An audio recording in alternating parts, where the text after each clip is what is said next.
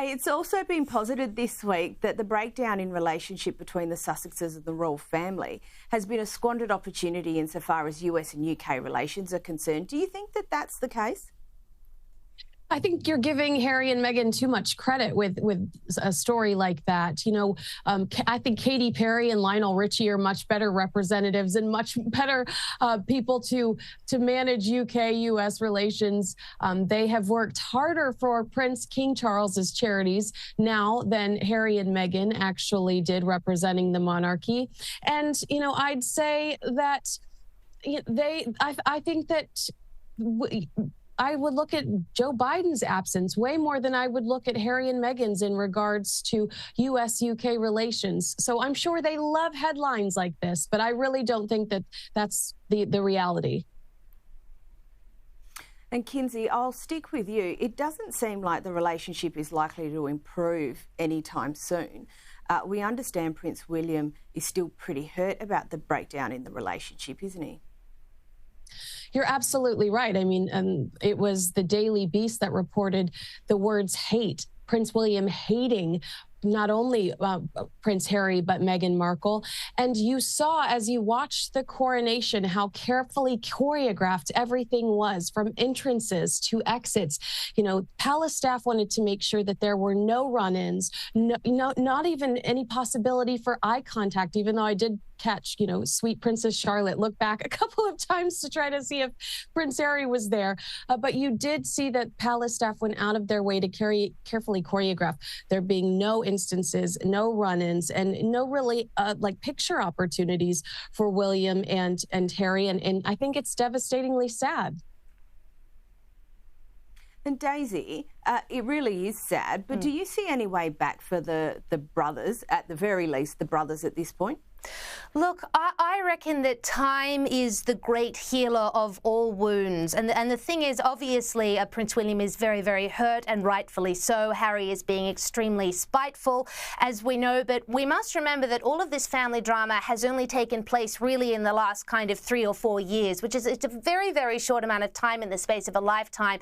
Plenty of families go through these sort of, you know, short to medium term family rifts. I reckon give it time, maybe give it another 5 years, another 10 years. I do think that those bonds between them are extremely strong. They had that terrible shared trauma of their loss of their mother, Diana, Princess of Wales. I think there has to be a way back, because at the end of the day, family is, if family is family, those brothers have been through a lot. I think give it time. I'm an eternal optimist on this one. So, Daisy, just staying with that, look, there's already been rumblings about whether Harry would be invited to William's coronation. Now, look, it's way too early to tell. Given the current state of things, obviously that would be difficult, but like you've just said, anything's possible in the future, isn't it?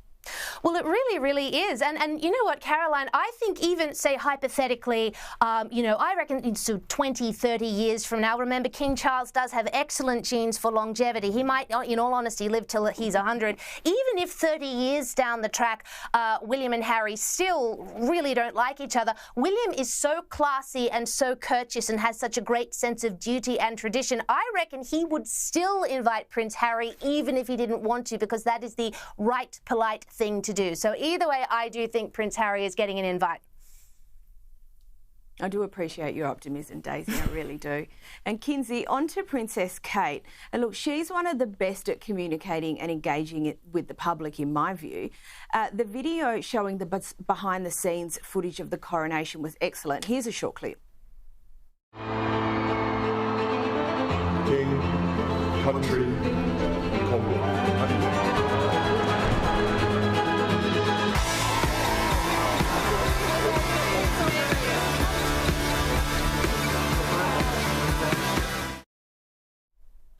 Kinsey, how much influence do you think that she will have in branding the royal family going forward?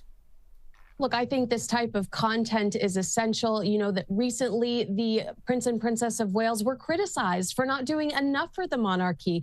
I think the social media content is another way and an easier way for them to reach their audience on a regular basis. We know that Catherine is very visual, a photographer, and Meghan on Tuesday is accepting some feminism award. They're up against a never-ending PR machine here in the States with the Sussexes.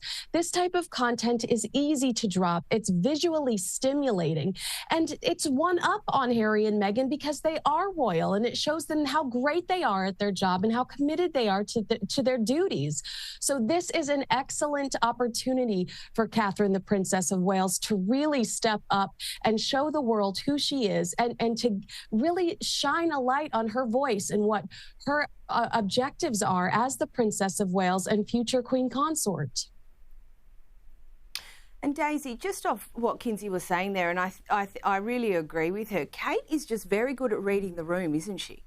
She really is. She has such a wonderful sense of the people because, as we know, she is a woman of the people. She doesn't come from a royal background. You know, she fell in love with Prince William at college, and unlike Meghan Markle, was so keen and determined to do her duty and to assimilate very well into that family. Fast forward to 2023, and look at this wonderful work she's doing. And she's so clever, Carolyn, because she would know, as Prince William would know, that they absolutely must be able to connect with Generation Z, with the under 30s and the under 25s, because as the whole royal family is aware of, the monarchy exists very much, amongst other things, at the behest of public opinion. And if they are not positively influencing a new generation to feel that they're relevant and important and a positive light in the UK and in the Commonwealth, well, they're going to have trouble existing into the future. So I think Catherine, Princess of Wales, is just the perfect person to be leading this push, and I commend her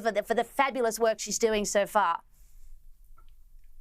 And Kinsey, I often say that Harry should have married the lovely South African girl. Anyway, Chelsea Davy got a mention this week with Harry blaming press intrusion for their split. Can you run us through that? Yeah, I mean, this is quite shocking. If you are a happily married man living in your mansion in Montecito, you would imagine you wouldn't be living so visually in the past. But Harry paints this picture of the press intrusion haunting him, making him so paranoid that it really broke down, obviously, a relationship that meant a lot to him with Chelsea Davies. This is one of Harry's many cases of litigation. And he says that he believes perhaps they would still be together if he didn't feel so paranoid about his privacy being violated while the two were together. It apparently created a lot of issues between the two of them. You know that Meghan Markle is probably sitting back going, and taking notes. This is strange. She probably is.